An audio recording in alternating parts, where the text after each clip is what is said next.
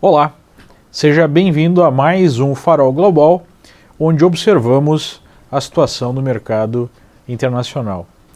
Hoje nós tivemos uma boa concentração de compradores, especialmente nos mercados americanos, ações subindo, puxadas principalmente pelo setor de tecnologia, que tem sido o setor mais forte há bastante tempo, Como nós mencionamos ontem, mais de 80% da alta do ano aqui no mercado americano é decorrente de apenas 3 ações ligadas ao setor de tecnologia, e novamente hoje foi o setor que apresentou o rompimento do topo da máxima do ano.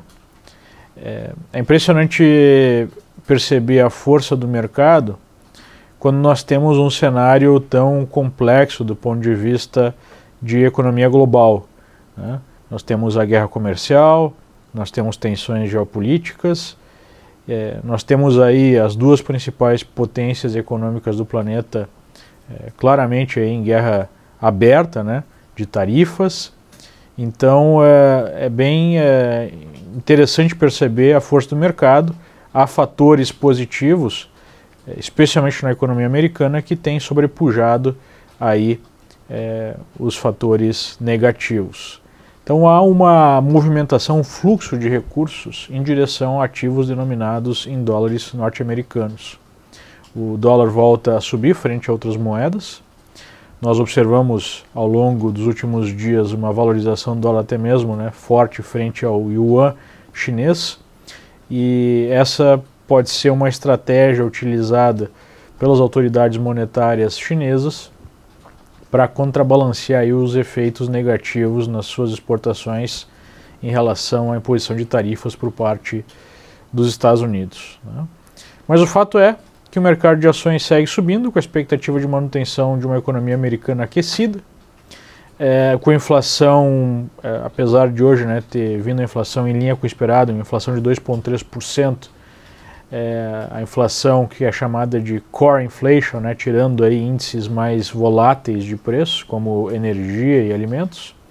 Essa inflação vem aí a 2,3% ao ano, acima da meta de 2% do Fed, sugerindo a manutenção de um processo de aperto monetário, mas não muito agressivo. Então, inflação um pouco alta, mas sob controle, com crescimento robusto da economia, com resultados que vão aparecendo já do segundo trimestre fortes, mesmo com expectativas altas, acabam favorecendo a manutenção de uma tendência de alta mais longa, apesar de nós já observarmos uma série de sinais de fraquezas aí. Curva de juros mais flat, concentração de movimento de alta em poucos setores, principalmente no setor de tecnologia, uma divergência aí em diferentes índices, um ritmo bem menor da evolução desse mercado, mas segue aí o mercado em tendência de alta. Nós temos aí ao longo dos próximos dias a apresentação de resultados de bancos. Um fator pouco comentado na imprensa especializada é que os bancos americanos dependem bastante dos termos de saída do Reino Unido, da União Europeia, da Brexit, porque as condições que o sistema da União Europeia obriga bancos em relação a reservas, em relação à capacidade de alavancagem, são termos mais duros do que no Reino Unido. Então, dependendo do acordo de saída do Reino Unido, nós podemos ter bancos americanos aí tendo que comprometer o seu balanço com margens de alavancagem, ou margens para alavancagem maiores. Então, isso pode estar pesando aí o setor. Vamos dar uma olhada nos gráficos.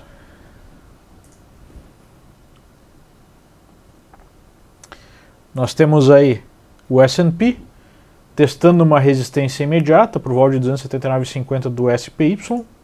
A gente pode ver o Triple Q, que é o ETF de Nasdaq, rompendo o topo histórico, o topo anterior, o topo do ano. Então é um setor que está muito mais forte que o resto do mercado americano.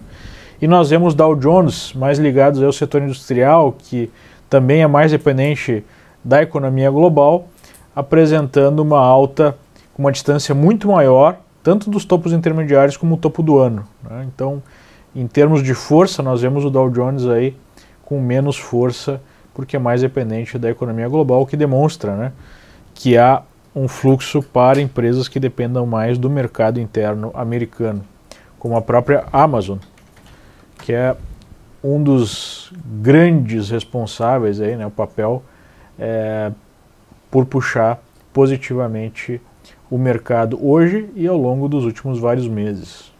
Lembrando que o papel no início do ano estava aí em $1.200 e agora está chegando perto de $1.800. Depois de vir de uma alta já muito forte, né? Observem que a alta nos últimos anos, em 2014, mínima de 2014 foi $300. No fundo lá de 2008, o papel estava a $50 e agora está $1.800. Então, realmente a Amazon tem apresentado muita força nos últimos anos, nos últimos meses e agora também nos últimos dias é um dos grandes responsáveis pela tendência de alta aqui nos Estados Unidos, né? A gente tem os treasuries apresentando, especialmente os mais longos, apresentando uma diminuição da taxa de juros. A gente tem a ITLT, que é um ETF de treasuries mais longos, treasuries de mais de 20 anos, demonstrando que o mercado não está tão preocupado assim com o aperto monetário por parte do Fed. Ele não deve ser tão agressivo num prazo um pouco maior e essa movimentação gera essa curva de juros mais lateral.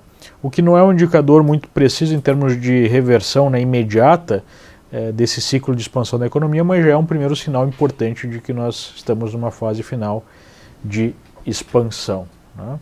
Nós podemos ver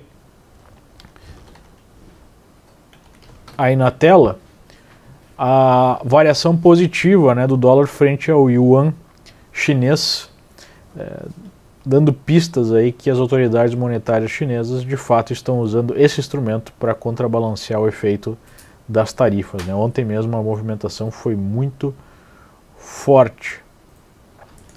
O DXY, né, o índice do dólar em relação a uma cesta de outras moedas, demonstra a retomada da pressão compradora do dólar, mas já num sinal gráfico aí de pelo menos uma correção lateral.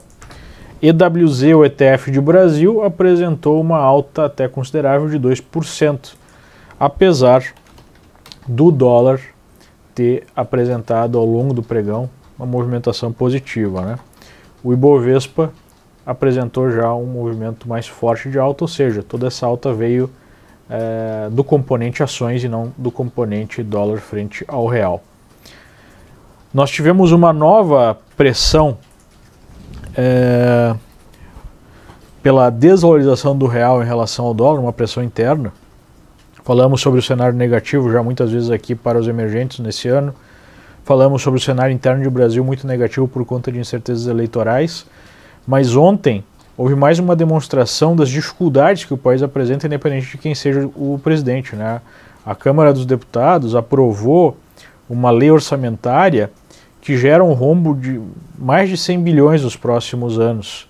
Aprovou a liberação de aumento para servidores públicos federais, de criação de novas vagas, benefícios para setores específicos da economia, ou seja, é um trem da alegria para alguns e é uma destruição, né, para o país que já apresenta déficits gigantes nas suas contas públicas e esse tipo de postura perdulária dos nossos deputados, né, das nossas autoridades, gera uma expectativa de inflação em algum momento, ou de aumento de impostos, ou diminuição da atividade econômica, ou tudo isso junto, que produz uma verdadeira camisa de força para o país, né?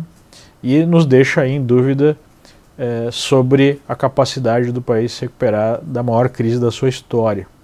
Então, mesmo nas pesquisas aí de opinião dos eleitores, a gente vê um componente, a própria XP fez algumas pesquisas nesse sentido, de apoio de uma parte significativa da população a uma economia mais estatizada, né? E é muito difícil pensar em evolução do país de fato enquanto nós não mudarmos essa mentalidade. seja de baixo para cima ou de cima para baixo, né? O fato é, o Brasil caminha aí para déficits gigantescos sistemáticos, com uma dívida grande, né, de curto prazo, com juros relativamente altos em relação aos outros países aí, desenvolvidos ou mesmo países emergentes, e nós temos essa visão populista imposta até pela própria Constituição, né? Então fica bem complicado imaginar em grandes recuperações ou mudanças profundas enquanto nós não conseguirmos mudar essa mentalidade. O que isso acaba produzindo? Acaba produzindo uma pressão do dólar frente ao real, né? Ou seja, uma expectativa de desvalorização da moeda brasileira, uma diminuição do crescimento e assim por diante, né? Uma situação econômica muito ruim. Bom, basicamente é isso em relação à situação externa, à situação interna do país. Obrigado pela atenção e até a próxima. Tchau, tchau.